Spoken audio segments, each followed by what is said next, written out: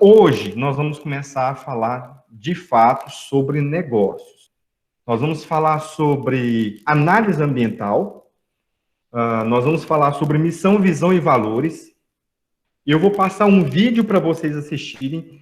Acredito que, assim, alguns já tenham assistido esse vídeo, né, que eu vou passar hoje.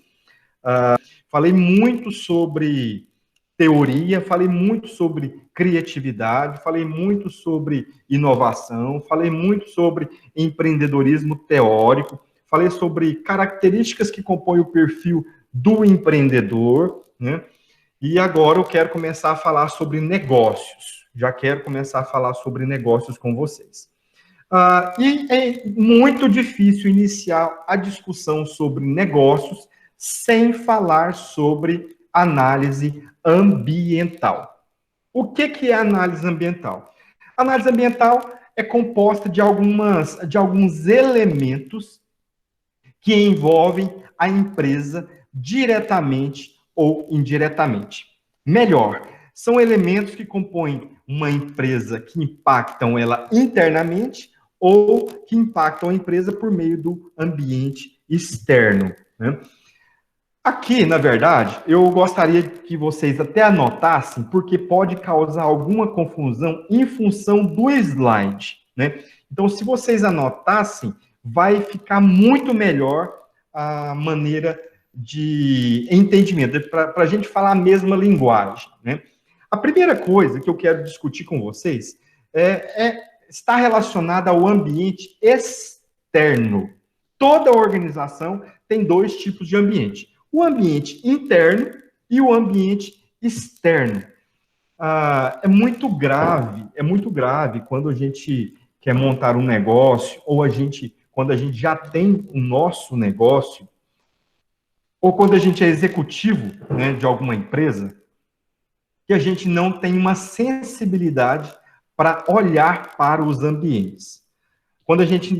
Quando falta isso na gente, ou quando falta isso no empreendedor, quando falta isso, né? Quer dizer, o empreendedor, ele tem a ideia, ele acredita naquilo, só que ele não tem a sensibilidade de olhar para o ambiente em que ele está inserido. Nós temos dois ambientes: o ambiente externo e o ambiente interno. Primeiro, vamos falar sobre o ambiente externo.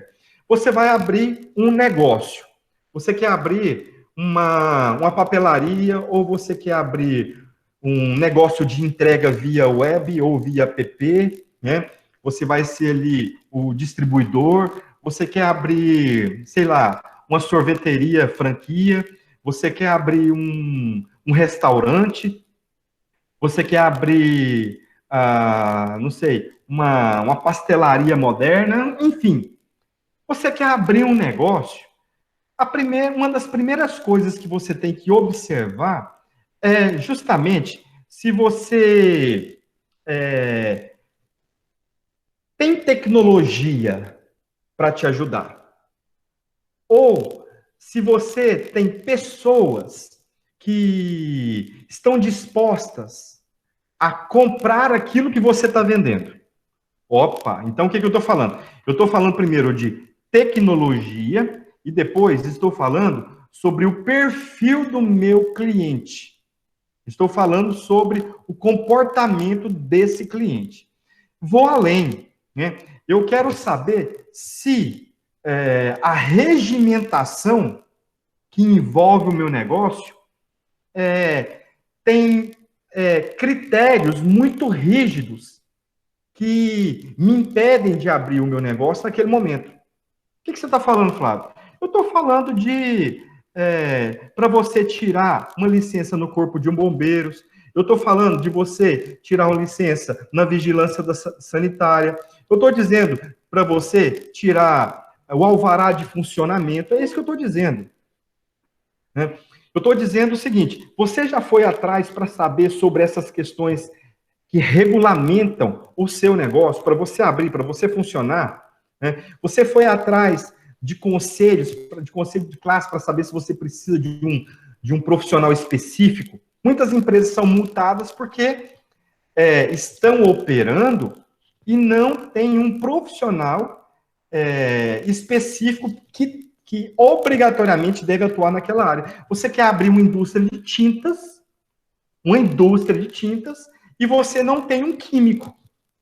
Então, é quase que, de certa forma, você não... Você falha, né? Você... o John Lennon aqui está fazendo um apontamento. Não entendi, John Lennon. O senhor pode repetir isso da multa? Não, veja, se você vai abrir um negócio, vocês têm que estar atento a todas as questões externas.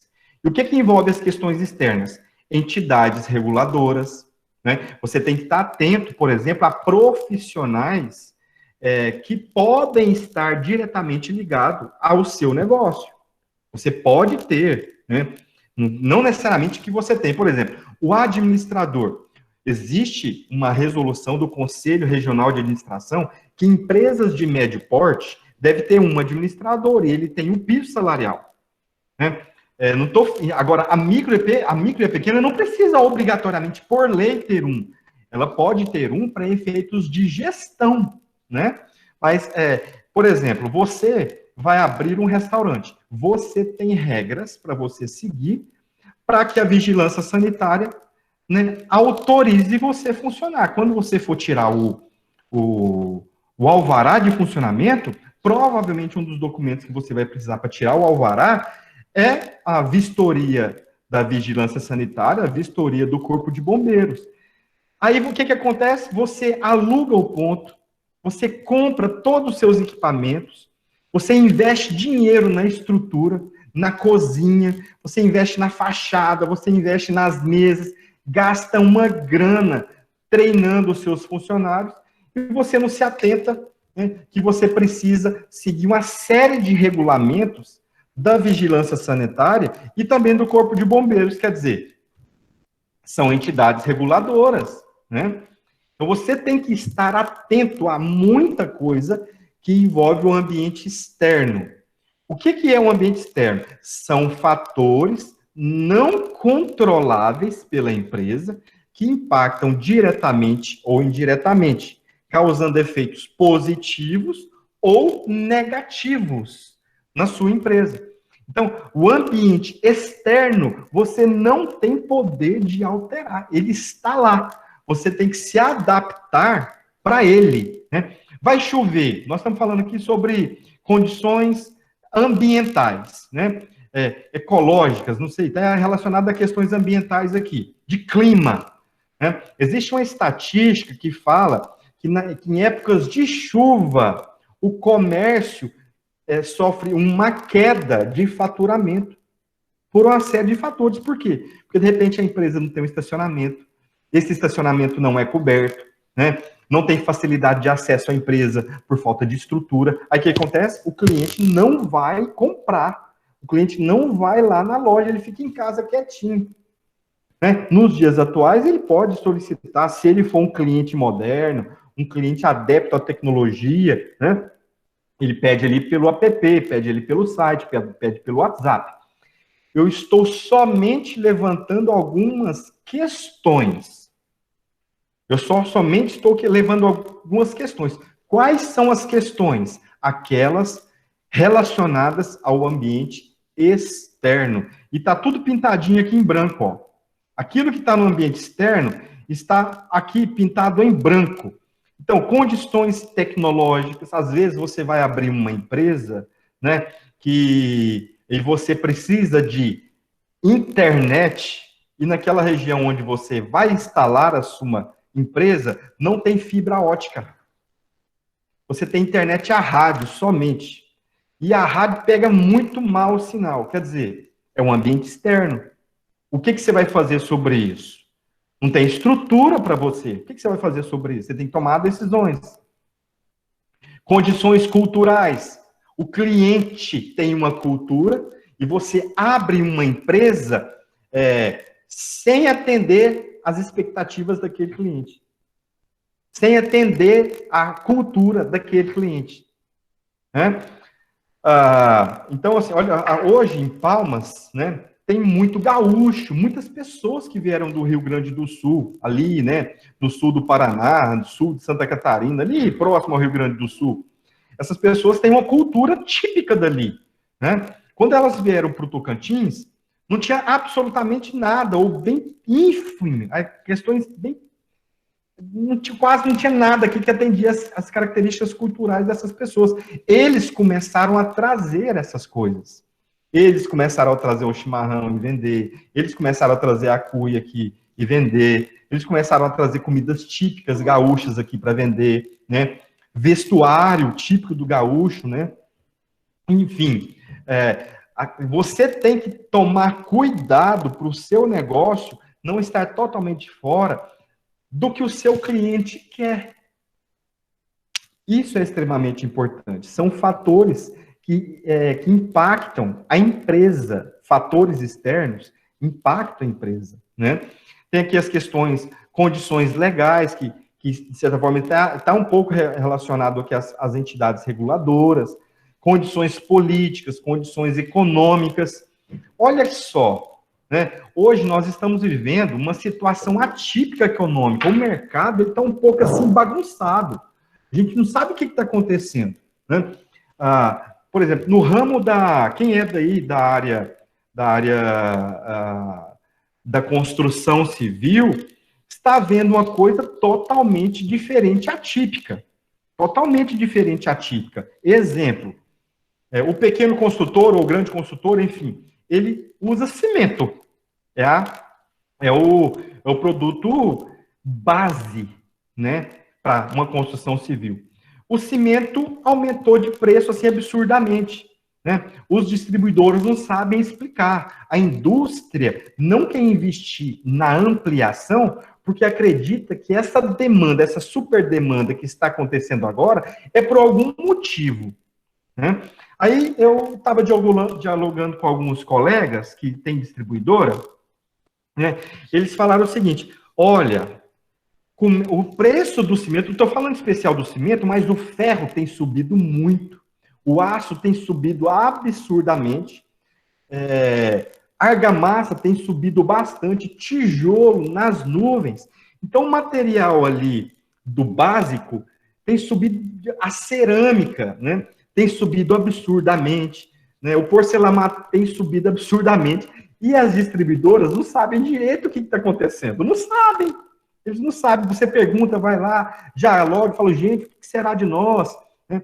Então, as questões econômicas, elas estão assim, gritando, né? Estou falando de questões econômicas relacionadas ao risco Brasil, relacionado ao valor do dólar, relacionado às condições econômicas, as oscilações econômicas, né?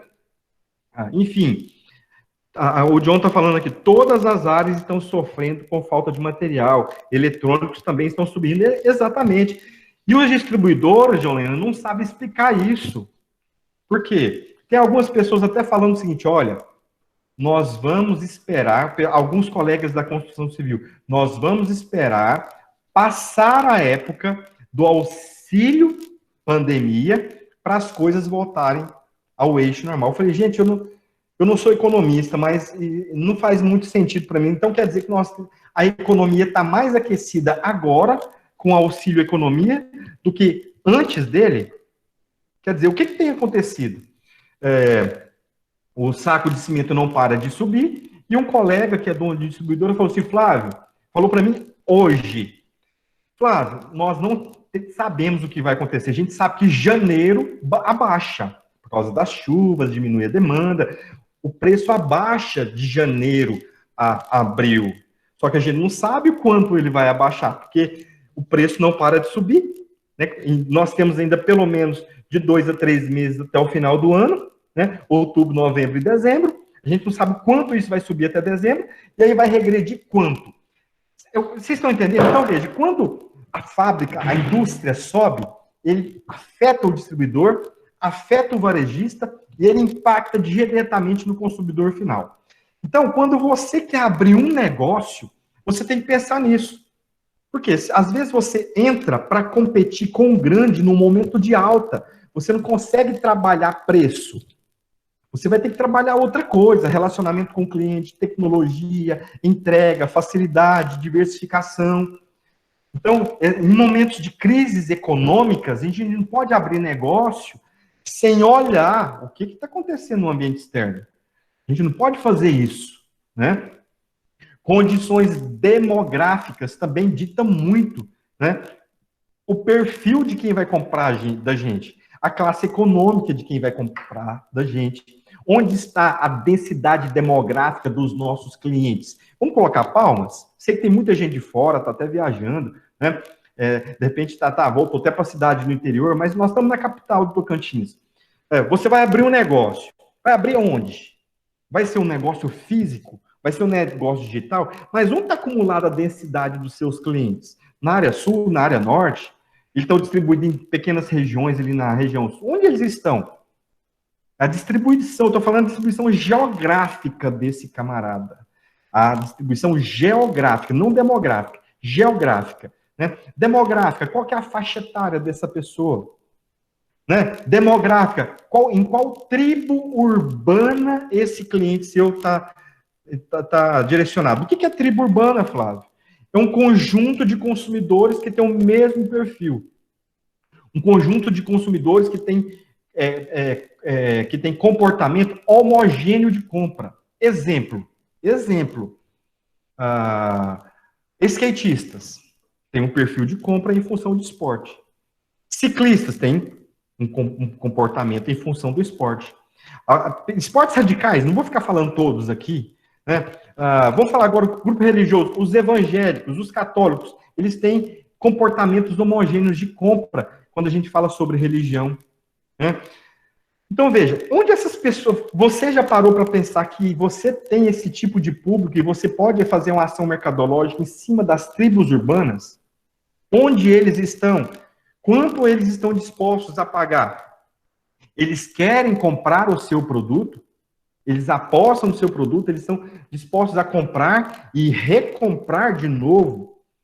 Então, deixa eu dar uma pausa aqui na reflexão. Deixa eu dar uma pausa aqui. Você tem o seu ambiente, então, geral. Está bem grande escrito aí. Ambiente geral.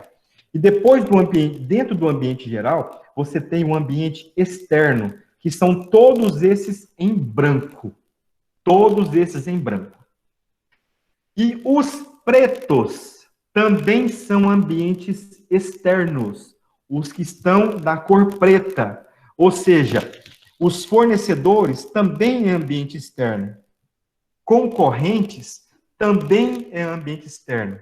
Clientes, agora eu só quero, desculpa, não são todos os pretos. Fornecedor e concorrente é ambiente externo. Funcionário é ambiente interno.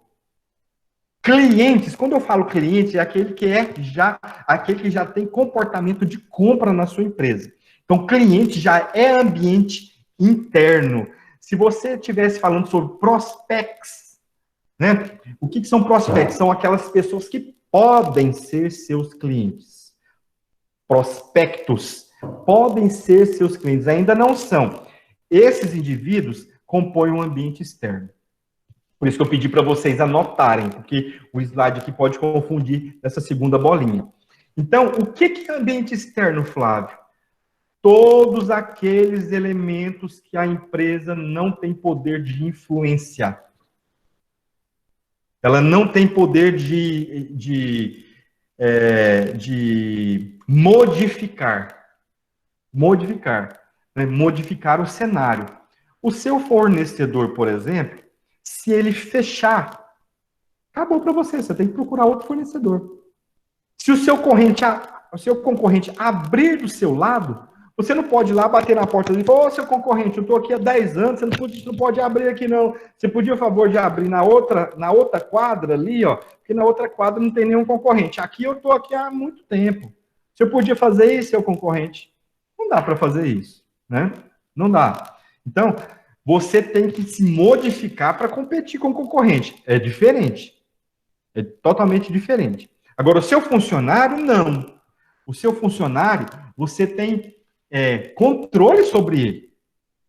Você tem poder de influência sobre ele.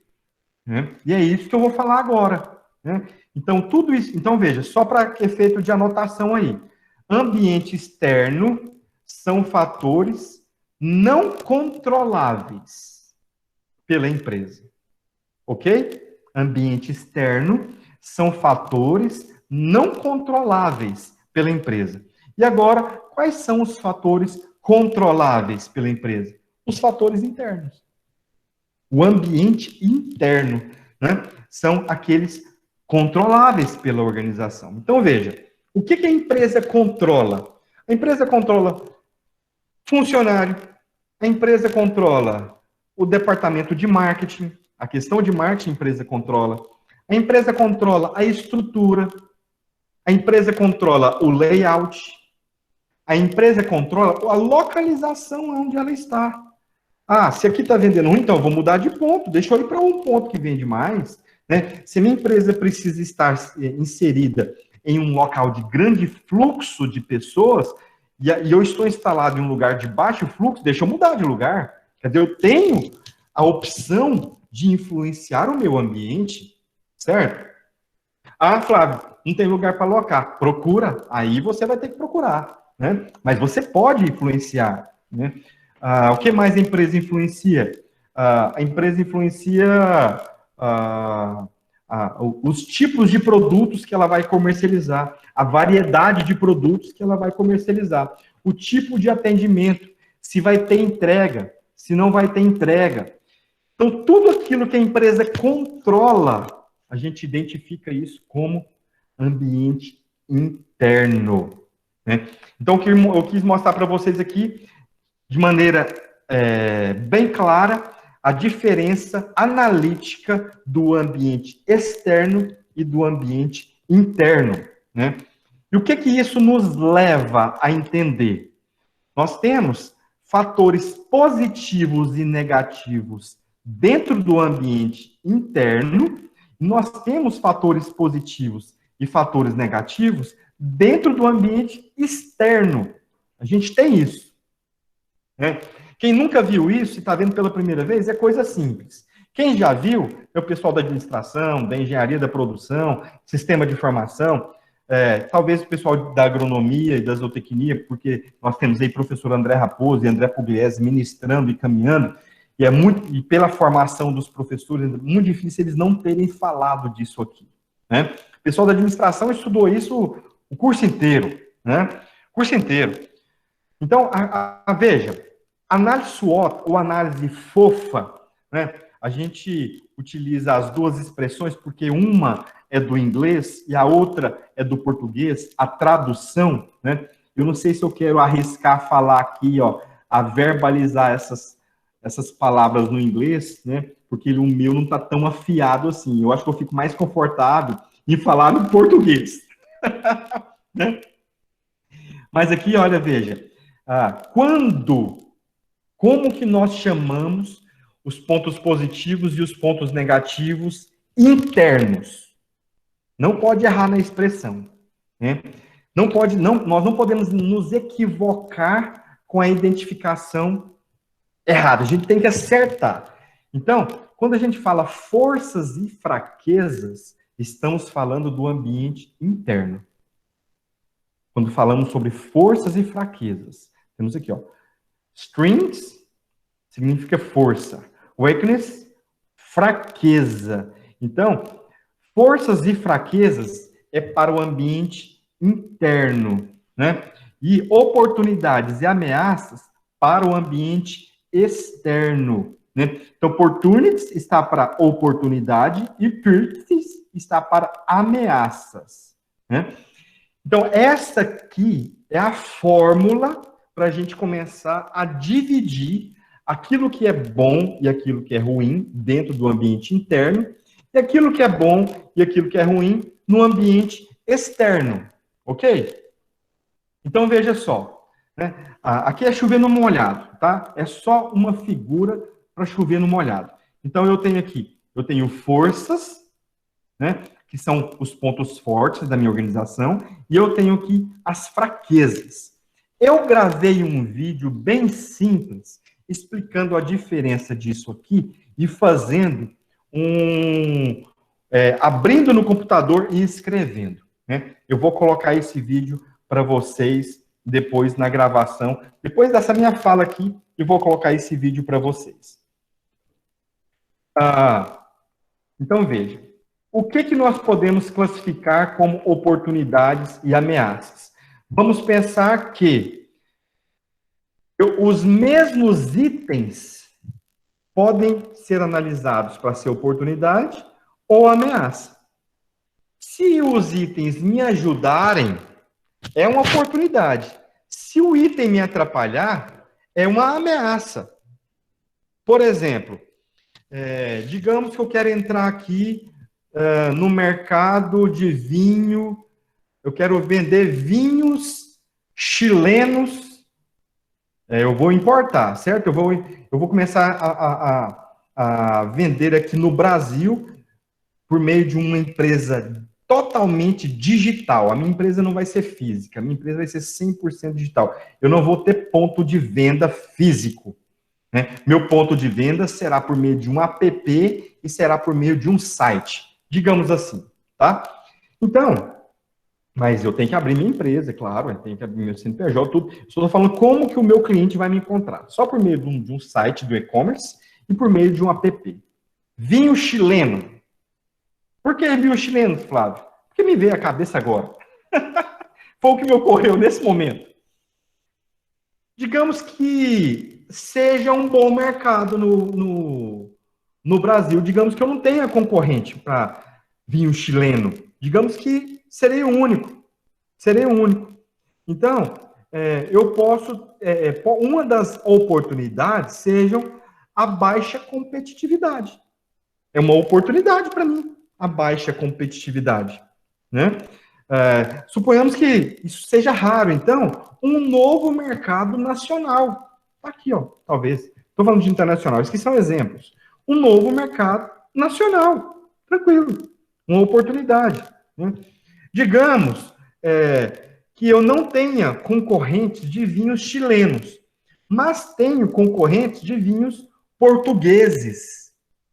Tem muitos vinhos bons nesse país. Então, digamos que eu não tenho concorrente de vinho chileno, mas tenho concorrentes de vinhos tradicionais. É uma ameaça. Digamos que eu estou encontrando um mercado totalmente competitivo por preço. As pessoas estão brigando muito por preço. Então, olha lá, uma ameaça é guerra de preços por produtos. Então, os clientes, às vezes, não estão indo atrás de qualidade do meu vinho chileno, que tem qualidades top. Eles estão indo atrás de um vinho estrangeiro barato. Um vinho estrangeiro barato. Talvez o vinho estrangeiro barato seja em Portugal, né? Por mais que o euro esteja um absurdo, isso aqui é só um efeito, né? Nós estamos brincando aqui com exemplos, né? Então, olha só, tudo que pode ser, todos os itens que eu digo econômico, né? Aqui atrás, ó. Aqui, ó. Isso aqui, ó. Tudo isso aqui, ó, todos esses amarelinhos, fornecedores e concorrentes, eles podem ser ameaças ou oportunidades, dependendo de como eu vou percebê-los ao meu redor, né? Digamos que meus concorrentes, digamos que eu não tenha concorrente. Então, a ausência de concorrente é uma oportunidade. Agora, vamos pegar um outro cenário? Digamos que eu tenha muito concorrente. Então, veja, alta competitividade. Então, o mesmo item pode ser uma coisa boa, uma oportunidade, ou o mesmo item pode ser uma ameaça. Então, depende de realidade para realidade. O importante é você fazer uma matriz e escrever tudo isso na matriz, como eu vou passar no vídeo para vocês, né? Na gravação, eu já passei, né?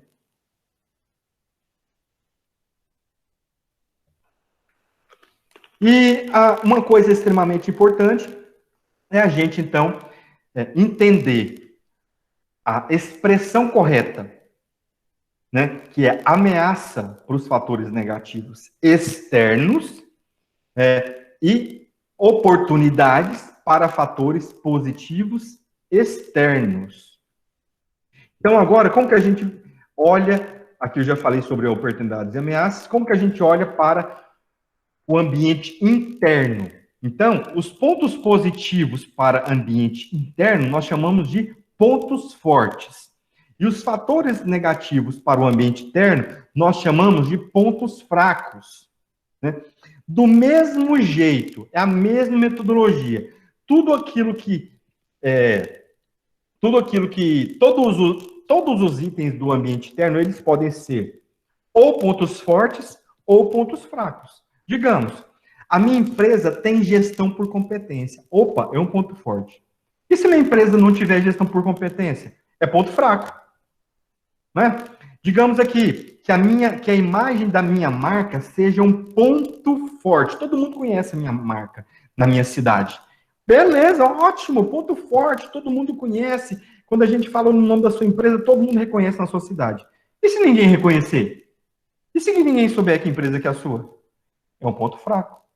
Então, todos os itens que você tem para ser analisado no ambiente interno, ele pode ser um ponto forte ou pode ser um ponto fraco. Aqui, só por efeito de exemplificação, né? Só por efeito de exemplificação aqui, ó, né? Competência de gestão é uma coisa interna, né? Participação de mercado é uma coisa também que você conquistou. Às vezes você conquistou só uma pequena fatia do mercado, né? Às vezes você, digamos, vamos olhar para a área de concessionária aqui em Palmas, né? Quantas marcas de concessionárias nós temos aqui, né? Vamos pegar uma delas, a Ford, né? Quanto de participação do mercado a Ford tem? Será que a Ford tem 33%, né, de participação do mercado, olhando as outras marcas? Isso foi um esforço muito grande que veio sendo trabalhado durante muitos anos. Ela não conseguiu 33% do dia para a noite, né? Então, foi uma conquista dela, foi uma conquista dessa marca. Então, hoje, participação de mercado para a Ford, né, é um ponto forte. Agora, digamos que chega aqui uma outra marca, uma outra distribuidora, né, que vai começar a operar. Quer dizer, ele tem o quê? Ele não tem nada de participação de mercado. Ele vai começar a abrir agora. Então, é um ponto fraco para ele, certo? Ele vai ter que ir atrás de clientes, dos primeiros clientes, né, mostrar que o produto é bom, mostrar que tem uma assistência técnica boa, né? Enfim. Então, tem vários outros itens aqui, né, que vocês podem observar aí, que são questões internas, né? Capacidade de inovação. Tem empresa que tem uma boa capacidade de inovação. Tem empresas que não tem. Então, se não tem, ponto fraco, né? Então, aqui, ó, falta de experiência do diretor. Falta um complemento aqui. Falta de experiência de quê? Falta de experiência no negócio. Falta de experiência dos funcionários, né? Falta de fatores de diferenciação. Opa! Quer dizer, a sua empresa não tem nada que te diferencia dos demais? A empresa não tem nada, né, que possa ser trabalhado de maneira diferente do que os outros que estão operando? Má qualidade na informação de mercado, fraca visibilidade. Então, aqui, muita coisa relacionada ao ambiente interno. Olha, dentro do ambiente interno, anote aí, vai anotando aí, tenta anotar aí, pega uma caneta aí, se não estiver do lado. Depois vai ter a gravação, mas nós vamos ter o exercício daqui a pouco, né? Se a gente não conseguir resolver o exercício hoje, a gente resolve ele na aula que vem, né?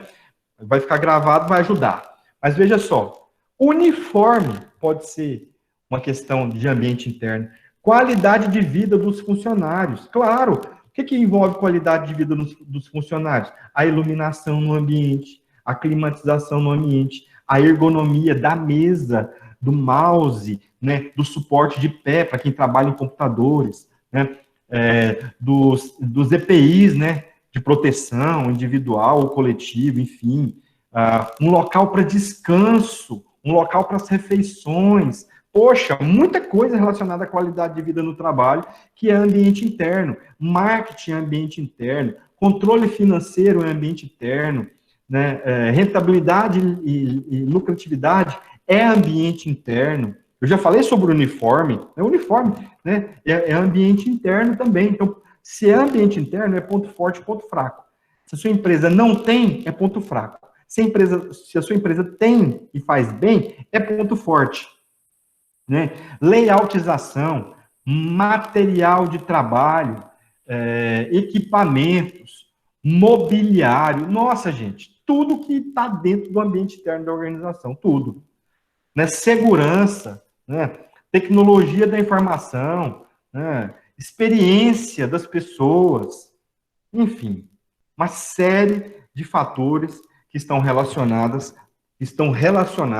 dentro da organização, tá? Quero falar agora um pouquinho sobre os fatores norteadores.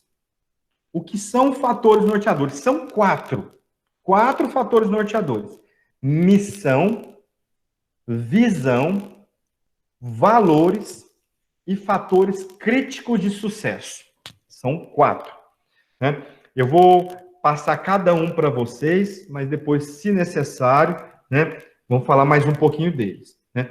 E o que é interessante? O interessante eu vou mostrar para vocês o que é missão, vou mostrar para vocês o que é visão, valores e FCS, e vocês vão depois procurar exemplos na internet. Né? Aqueles que não conseguiram entender direitinho, apesar de ser uma teoria relativamente simplícita, porque é o básico dentro de toda organização, o básico que muitas vezes não são feitos pelas empresas. Vocês vão ver aqui.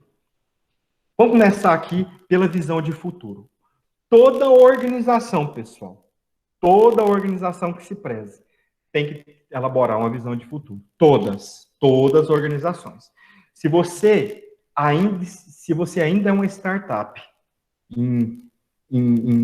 dentro do processo de incubação, você tem que ter uma visão. Se você é uma empresa que vai abrir agora, que está fazendo um plano de negócios, você não existe ainda, você precisa ter uma visão de futuro do seu negócio. O que é visão de futuro? É aquilo que você quer, é onde você quer estar daqui 3 ou 5 anos. Por que a gente fala daqui 3 a 5? Porque as coisas estão mudando rápido demais. Né? No passado, há 2 décadas atrás, há 3 décadas atrás, as empresas colocavam visão de futuro para 10 anos. Não se usa mais. De 3 a 5 anos hoje. Então, onde você quer estar no prazo de 3 a 5 anos? Eu, Flávio, professor, né, e olho também algumas literaturas, gosto de colocar datas nas visões que eu elaboro ou que eu oriento. Entretanto, existem muitas empresas que não adotam datas. Por que eu gosto de colocar data? Por quê? Entra e sai muitos gerentes, entra e sai muitos executivos. Muitos. Digamos que você elaborou a visão da sua organização em 2020. Em 2021, você troca o seu executivo, você troca o seu gerente. Ele começa a trabalhar e aí ele vê aquela visão. Só que a visão não tem período para ser alcançada. E aí agora ele tem que resgatar quando aquilo foi elaborado, por quem foi elaborado, quais as pessoas que participaram daquilo ali. Se tiver data, ele vai atrás para tentar alcançar aquela visão em cima da data.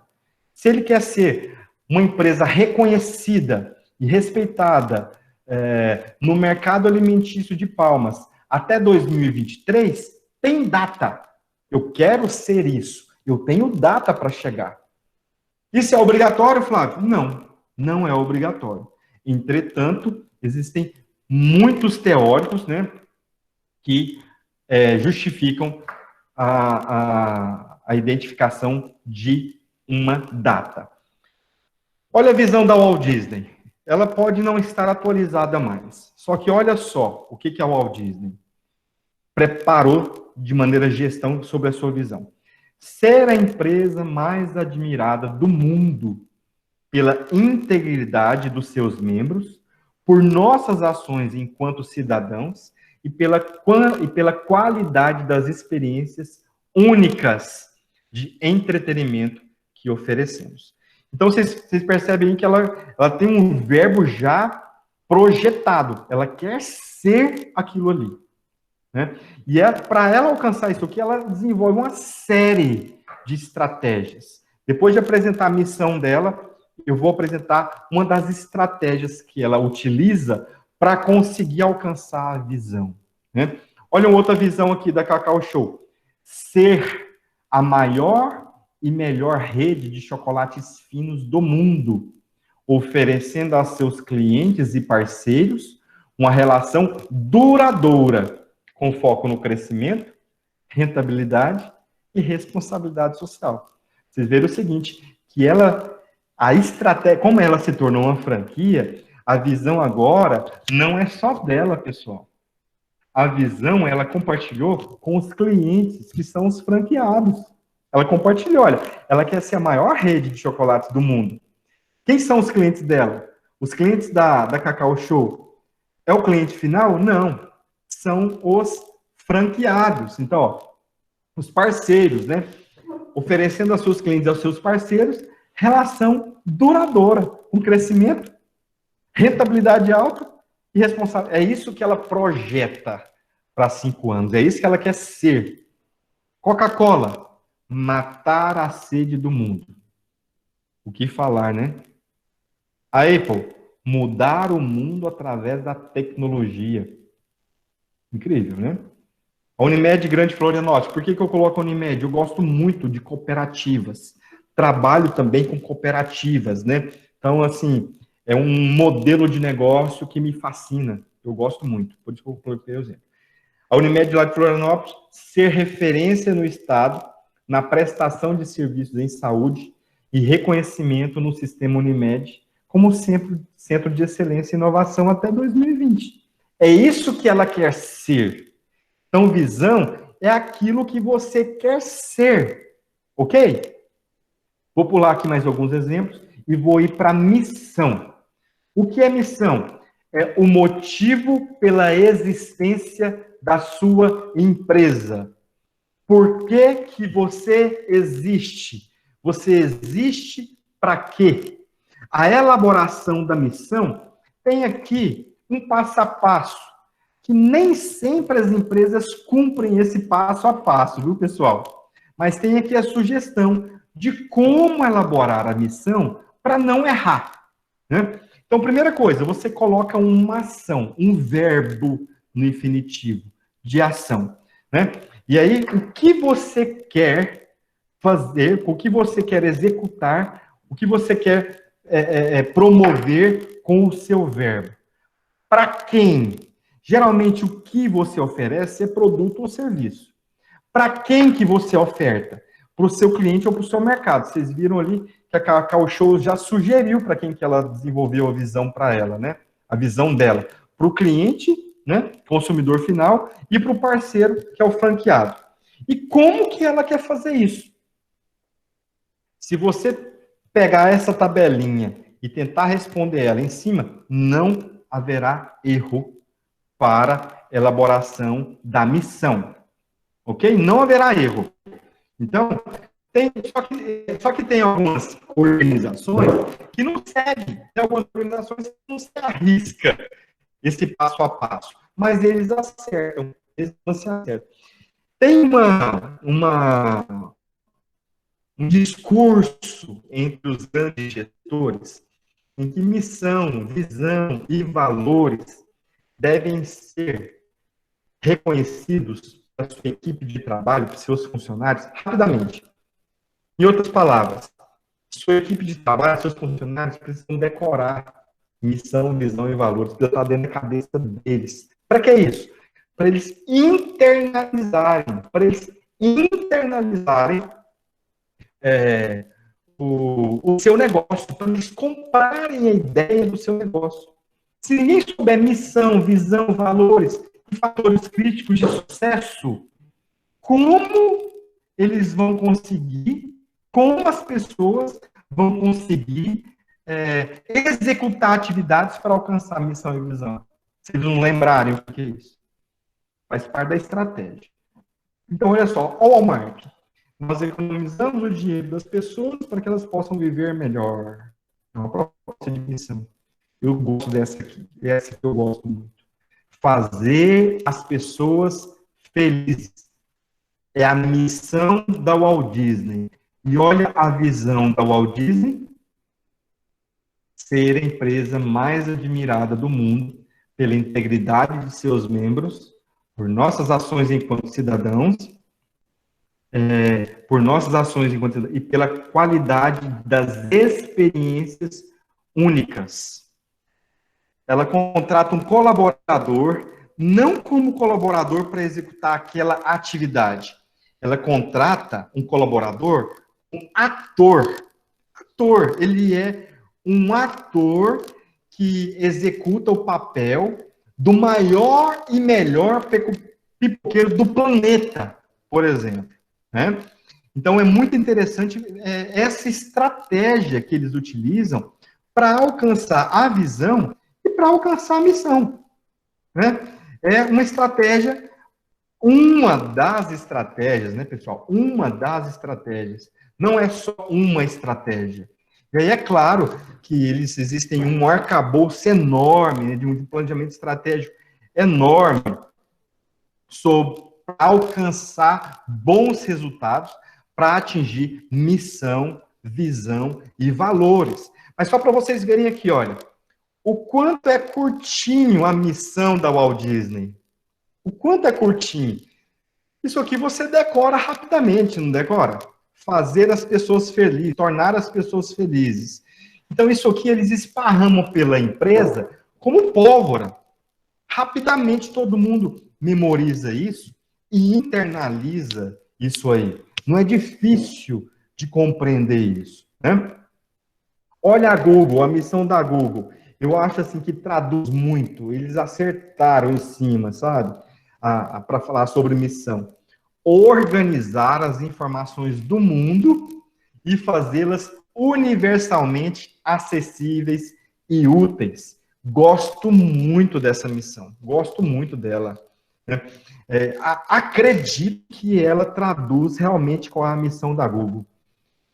Aí aqui Unimed Florianópolis, né? Cuidar da saúde das pessoas com segurança, resolutividade e dedicação, garantindo a sustentabilidade da organização, satisfação dos clientes, cooperados e colaboradores. Gosto muito desta missão. Essa aqui, você tem a ação, que é cuidar de quem? Ou do que? Né? Das pessoas, porque quando a gente fala sobre plano de saúde, eles falam sobre vidas, né? Então, eles cuidam de vidas, né? Com quê? Com resolutividade, segurança, dedicação, para alcançar a satisfação deles. Então, gosto muito. Então, veja, falando sobre visão, onde você quer chegar no prazo de 3 a 5 anos. Missão, o porquê da sua existência. Agora eu quero falar sobre valores. Valores são comportamentos. Comportamentos que a sua empresa deve ter. Ok? Então, que tipo de comportamento que a sua empresa deve ter? Geralmente, as organizações colocam 5. 5 já é demais. Por exemplo, compromisso total para com o cliente. Pode ser um valor. Você não é obrigado a colocar isso como valor. Geralmente, os valores são expostos de maneira bem visível, para todo mundo ver. Valores e missão, geralmente são colocados para todo mundo ver. A visão, geralmente, é uma coisa estratégica interna da empresa. Mas vem escrito em vários lugares dentro da empresa. Inclusive no Unicatólico, quando você entra, um dos totens lá, está a missão do lado, a visão do outro. Não sei se vocês já perceberam isso lá. Né? Ela gosta de comunicar a missão e os valores. Né? Então, o que são valores? São comportamentos que a organização tem ou vai buscar. Ou ela tem, ou ela vai buscar de maneira incessante aquilo. Né? Por exemplo,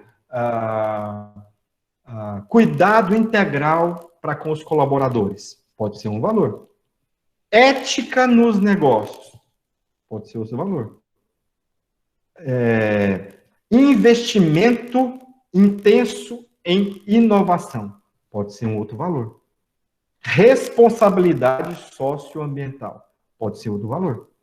Então, valores é um conjunto de comportamentos que a empresa vai atrás para ela ter, ou que ela tem. Isso é extremamente importante. Isso aqui começa a união de missão, visão e valores começam a formar identidade do seu negócio. Seu negócio não tem que ter uma identidade?